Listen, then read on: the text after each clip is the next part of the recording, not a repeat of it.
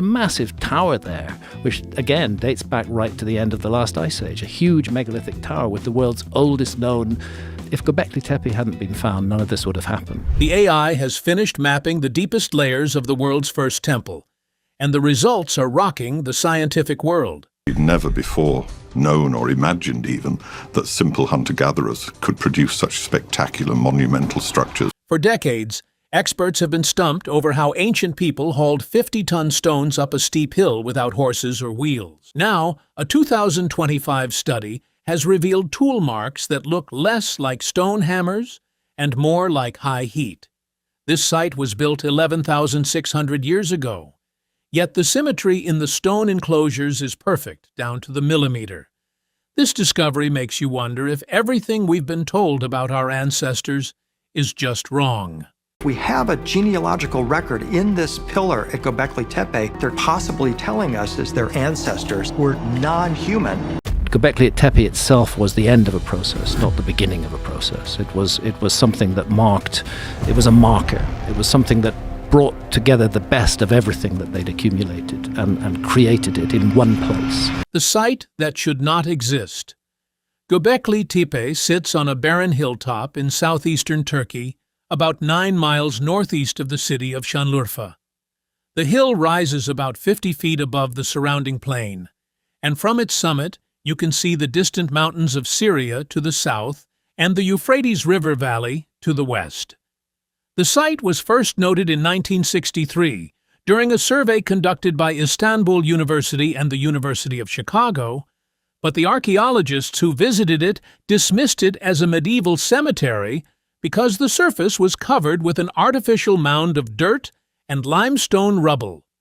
They took some photographs, noted the presence of worked stone, and moved on without digging. It took a German archaeologist named Klaus Schmidt to look at the same hill in 1994 and realize that the limestone slabs poking through the soil were not grave markers, but something much older. Schmidt had been working on another Neolithic site nearby called Nevaluchori, which had been flooded by a dam project, and he recognized the distinctive T-shape of the pillars protruding from the ground at Göbekli Tepe. He convinced the Turkish authorities to let him excavate, and what he found over the next 2 decades completely rewrote the textbook on early human history. Schmidt spent the rest of his life excavating the site, working tirelessly until his death in 2014. He uncovered 4 main enclosures, designated A, B, C, and D, each one a circular or oval structure measuring between 30 and 100 feet in diameter. Each enclosure contains 2 massive central pillars facing each other, with a ring of smaller pillars arranged along the walls. The central pillars are the tallest and most elaborately carved, standing up to 18 feet high and weighing as much as 50 tons. The smaller pillars are still substantial, averaging about 10 feet in height and weighing between 5 and 10 tons. The stone is a hard, crystalline limestone that was quarried from the bedrock at the base of the hill, meaning every single pillar had to be cut out of the earth, shaped into its T-form, and dragged up a steep slope to the summit. The quarry sites are still visible today, with partially carved pillars left in place, abandoned when the builders moved on to other tasks. The site is not a settlement. There are no hearths for cooking, no midden heaps of discarded food, no evidence of permanent dwellings. Schmidt concluded it was a temple, a gathering place for ritual and ceremony, built by people who had not yet domesticated plants or animals. This contradicted everything archaeologists believed about the origins of complex society. The standard narrative had always been that humans first learned to farm, which created food surpluses, which allowed for specialization, which led to cities, which led to temples. Göbekli Tepe flipped that sequence on its head. Here was a massive religious structure built by hunter-gatherers, suggesting that the impulse to worship came first, and that the need to organize labor for ritual purposes may have actually driven the adoption of agriculture, rather than the other way around. Schmidt famously said, First came the temple, then the city. The site covers about 22 acres, though only about 5% has been excavated so far. Ground-penetrating radar has revealed at least 20 circular and oval structures buried beneath the hill, each one containing multiple T-shaped pillars. The builders worked on this site for over 1,500 years, adding new enclosures and modifying old ones, before finally burying the entire complex around 8,000 BCE. This is the oldest temple unearthed anywhere on this planet. The site of Göbekli Tepe is a series of circular enclosures, but then in the center of each enclosure you have two particularly big T-shaped pillars of limestone. The builders and their world. The people who built Göbekli Tepe lived in a world that was very different from ours. The last ice age had ended only about 2,000 years earlier, and the climate was still fluctuating wildly. The region that is now dry, scrubby grassland was then a parkland of oak and pistachio trees, with abundant wild game and edible plants. The builders were not the starving, desperate hunter-gatherers of popular imagination. They had access to vast herds of gazelle, wild cattle, wild ass, red deer, and wild boar. They harvested wild cereals like einkorn and emmer wheat, which grew naturally in the foothills. They had plenty of food, and they had time. The population density was probably higher than we assume, and the social organization was clearly sophisticated enough to coordinate hundreds of workers over many years. The animal bones found at the site tell a detailed story of the builders' diet. Gazelle bones make up about 60% of the faunal remains, suggesting that gazelle hunting was a major focus of their subsistence strategy. The gazelle were likely hunted in large drives, with the animals being funneled into enclosed areas where they could be killed in large numbers. This required careful planning and coordination, suggesting a level of social organization that we do not normally associate with hunter-gatherers. The remaining bones are from aurochs, wild cattle that stood over 6 feet tall at the shoulder and weighed more than a ton, wild ass, red deer, and wild sheep. There are also bones of waterfowl and fish, indicating that the people used the nearby rivers and lakes for food. The presence of so many different species suggests that the region was rich in wildlife and that the people had a diverse and nutritious diet. But the standard archaeological model says that such organization requires a ruling elite, a class of priests or chiefs who can compel people to work. There is no evidence of a ruling class at Göbekli Tepe. There are no grand tombs, no palaces, no signs of extreme wealth inequality. The site seems to have been a communal project, built by people who shared a common belief system and voluntarily contributed their labor. This is not unprecedented. Ethnographic studies of tribal societies show that people will invest enormous effort in religious monuments without coercion, driven by shared spiritual beliefs and social pressure.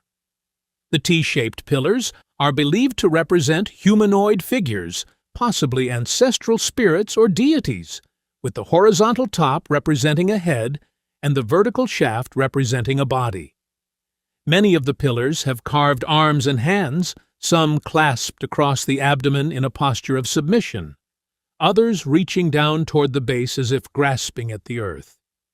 The hands are often depicted with meticulous detail, showing fingernails and knuckles, a level of craftsmanship that is astonishing given the hardness of the limestone. The animal carvings are not random decorations. Each enclosure seems to have a dominant animal motif, suggesting that different groups or clans may have built different sections, each with its own totemic animal. Enclosure D, the most famous and best preserved, features 2 central pillars that face each other, both carved with foxes on the sides, with other animals arranged along the walls. The vulture is the most frequently depicted creature, appearing on multiple pillars. Vultures are scavengers, and in many ancient cultures they were associated with death and the afterlife because they consume dead flesh and fly toward the sky. Some researchers believe the vulture carvings represent a funerary practice in which the dead were left on platforms for vultures to pick clean, a practice known as excarnation that is documented in other parts of the ancient world, including Tibet and parts of India. The presence of vultures on the pillars may indicate that the site was used for funerary rituals, a place where the dead were brought to be processed and their spirits released to the heavens. The preposterous engineering. The logistical challenge of building Göbekli Tepe is staggering. The nearest limestone quarry is about 100 meters from the site, but the bedrock at the bottom of the hill is the source of the pillars. That means the stones had to be cut out of the ground, shaped into their T-shape, and then moved up the slope. The quarrying process alone is a major puzzle. To cut a 50-ton block of limestone from the bedrock, you need to remove the surrounding stone, creating a ditch around the block. This can be done by hammering with stone tools, but it is incredibly slow and labor-intensive. The builders would have needed hundreds of workers, each equipped with a stone hammer, working for months to cut out a single pillar. And they would have had to do this repeatedly, 20 times or more, to create the pillars for just one enclosure.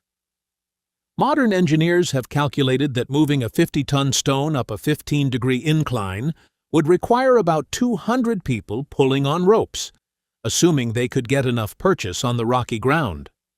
But ropes made of plant fibers, which is what they would have had, have a breaking point. Even with hundreds of people, the ropes would snap under the strain of pulling a 50-ton weight. This suggests they may have used a method that we have not yet reconstructed, possibly involving wooden sledges, rollers made of tree trunks, and a system of levers and counterweights. The use of sledges would have required a smooth, lubricated surface, which could have been achieved by spreading wet clay or animal fat on the ground.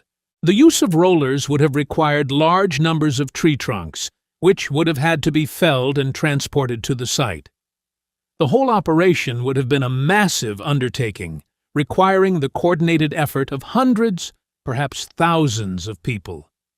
The pillars were not just plopped into the ground. They were set into sockets carved into the bedrock, and they were held in place by a combination of gravity and a packing of small stones and clay. The sockets are remarkably uniform, suggesting that the builders had a standardized template for the pillars. The pillars are also arranged in circles that get progressively larger, with the central pillars always being the tallest and most elaborately carved. This indicates a complex architectural plan that was followed consistently across the site. The builders knew exactly what they wanted to create before they started, and they executed it with a level of precision that we would not expect from people who had no written language or formal measurement system.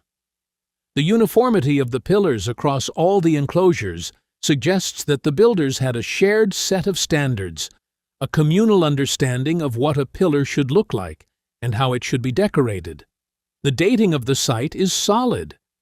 Radiocarbon analysis of organic material found in the fill used to bury the site places the construction of the earliest enclosures at around 9,600 BCE. The site was continuously occupied and modified for about 1,500 years, with new enclosures being built on top of older ones, until around 8,000 BCE, when the entire complex was buried. The layers of deposition show that the builders were active over a long period, refining their techniques and adding new structures. The uniformity of the carvings and the architectural style across all the enclosures suggests a stable cultural tradition that lasted for over a millennium, a remarkable achievement for people who had no cities, no kings, and no standing armies. The social cohesion required to maintain such a tradition over so many generations is difficult to explain. It suggests a powerful shared belief system that bound people together across time and space. The 2025 laser scans and The thermal anomaly.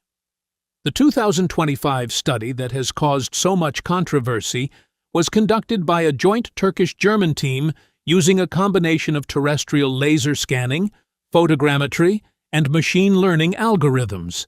The laser scanner they used is accurate to within 1 millimeter, and the AI was trained on thousands of stone surfaces to distinguish between natural weathering, tool marks, and other alterations.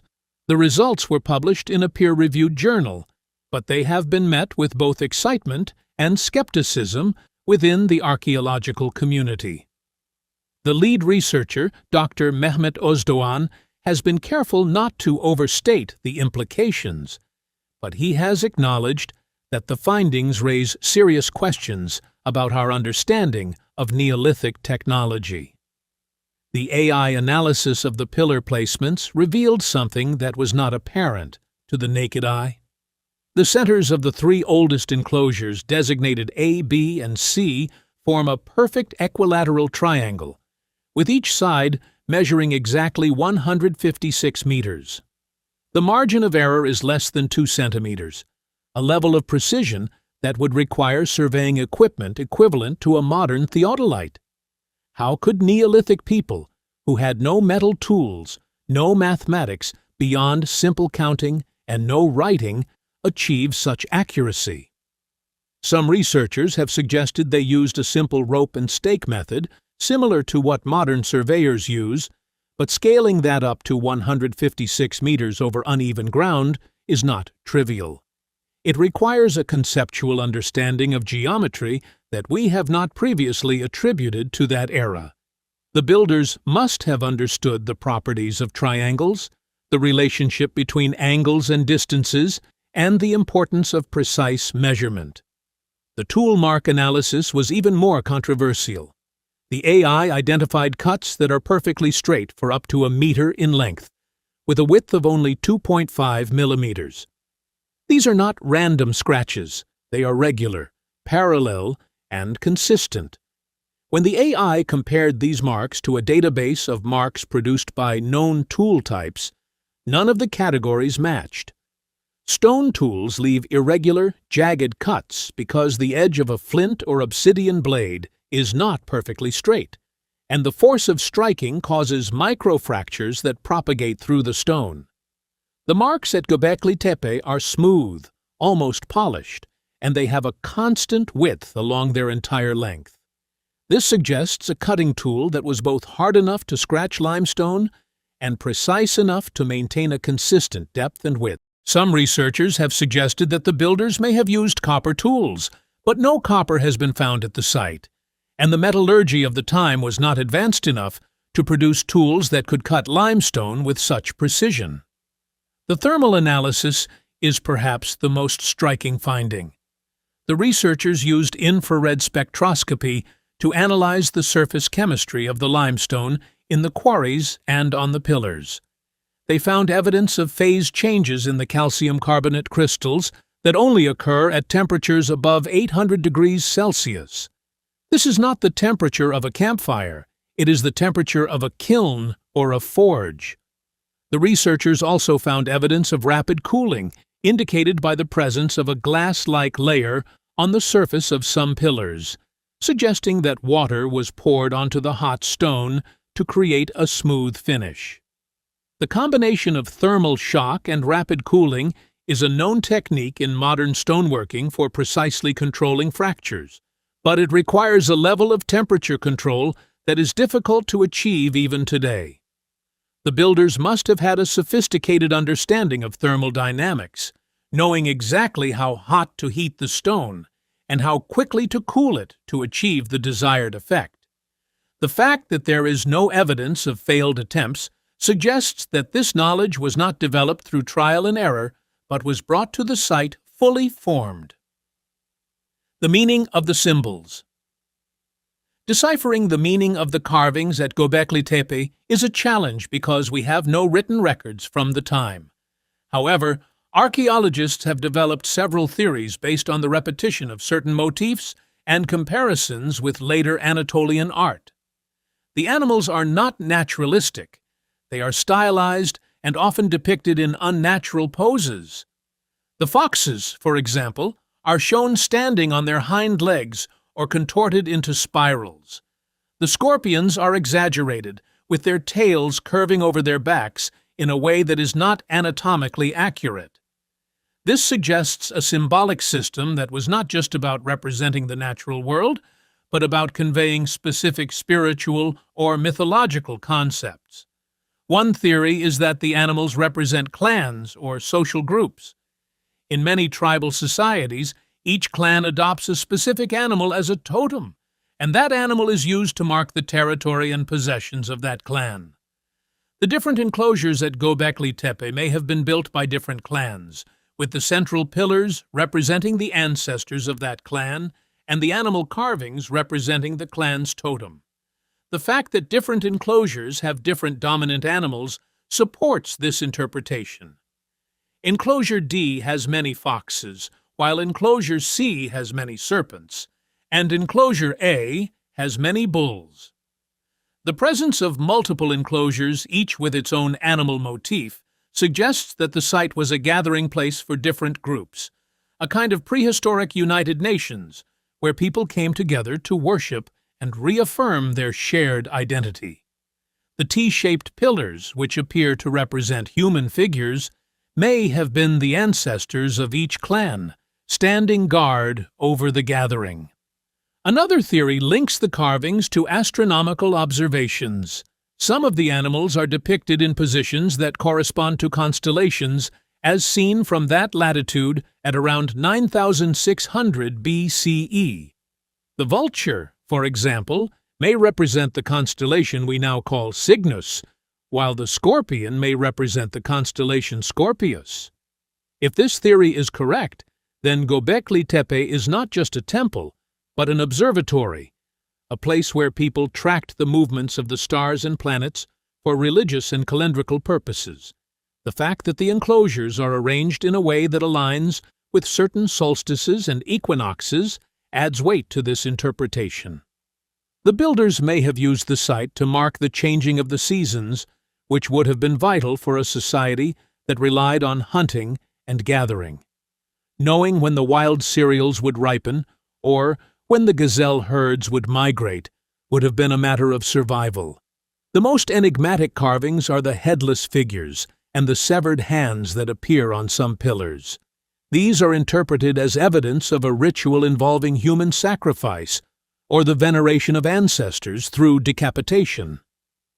Skulls were found at the site with deep grooves carved into them, suggesting they were hung from cords or displayed on poles. This practice is known from other Neolithic sites in the region, including Çatalhöyük and Jericho, and it seems to have been part of a widespread belief system focused on the power of ancestors and the role of the skull as the seat of spiritual power. The grooves on the skulls are carefully carved, suggesting a ritual that was performed with precision and care. The fact that the skulls were found in the fill used to bury the site suggests that they were part of the final rituals, perhaps representing the ancestors being laid to rest, along with the temple. The burial and the Younger Dryas impact. The burial of Göbekli Tepe is as mysterious as its construction. The fill that covers the site is not natural. It is a carefully engineered mixture of limestone rubble, clay, and organic material. The layers of fill are distinct, suggesting that they were added in discrete events, possibly during ceremonies that marked the closure of each enclosure. The builders placed the fill from the top down, starting with the tallest pillars, and working their way outward, so that the entire complex was gradually entombed. This was not a hasty act. It was a deliberate, methodical process that took years, perhaps decades. The amount of fill is enormous, totaling over 10 million cubic feet, enough to fill the Empire State Building 10 times over. The builders transported this fill from miles away, bringing it to the site in baskets or animal skin bags. The question of why they did it has generated more speculation than any other aspect of the site. One theory ties the burial to the Younger Dryas impact event, a comet or asteroid strike that occurred around 10,900 BCE and caused a catastrophic cooling of the global climate. The impact is thought to have devastated the populations of the Northern Hemisphere, causing widespread extinctions and forcing survivors to adapt to a much harsher environment. The evidence for the impact includes a layer of nanodiamonds, platinum, and other exotic materials found in sediments dating to that period, along with evidence of massive wildfires across North America and Europe. The Younger Dryas cooling lasted about 1,200 years, during which time global temperatures dropped by as much as 10 degrees Fahrenheit. This would have put enormous pressure on human populations, forcing them to abandon their previous migratory patterns and settle in more favorable locations. Göbekli Tepe was built in the aftermath of this event, and the site may have been a memorial to the people and animals that were lost. The carvings of animals with their ribs showing may represent the emaciation caused by the famine that followed the impact. The site may have been a place where survivors gathered to remember the dead and to reaffirm their connection to the world. The burial of the site may have been a ritual act of closure, a way of putting the past to rest and moving on to a new era. The people who buried the site may have believed that the world was ending, that the old gods had abandoned them, and that they needed to start fresh. By burying the temple, they were symbolically burying the old world and preparing for the new. Another theory connects the burial to the transition from hunting to farming. Around 8,000 BCE, the climate in the region became drier, and the wild resources that had sustained the hunter-gatherers began to decline.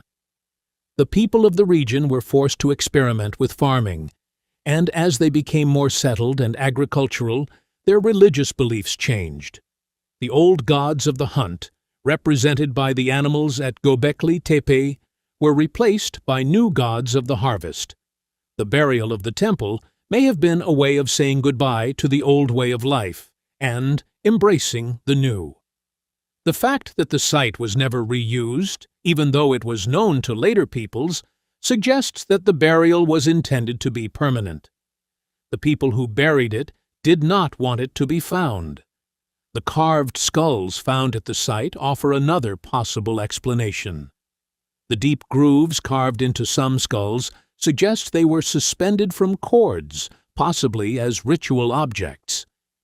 This is reminiscent of the practice of displaying the skulls of ancestors as a way of maintaining a connection to the dead. If the people of Göbekli Tepe were engaged in ancestor worship, the burial of the site may have been the final act of a long ritual cycle, a way of entombing the ancestors along with the temple that honored them. The fact that many of the skulls were found face down in the fill suggests a deliberate act of negation, as if the ancestors themselves were being buried with the temple. The skulls may have been placed face down to prevent their spirits from rising, to ensure that they were truly laid to rest. The Younger Dryas impact theory has gained traction in recent years because it explains so much about the period. The impact is thought to have caused massive fires across North America and Europe, triggering a period of cooling that lasted about 1,200 years.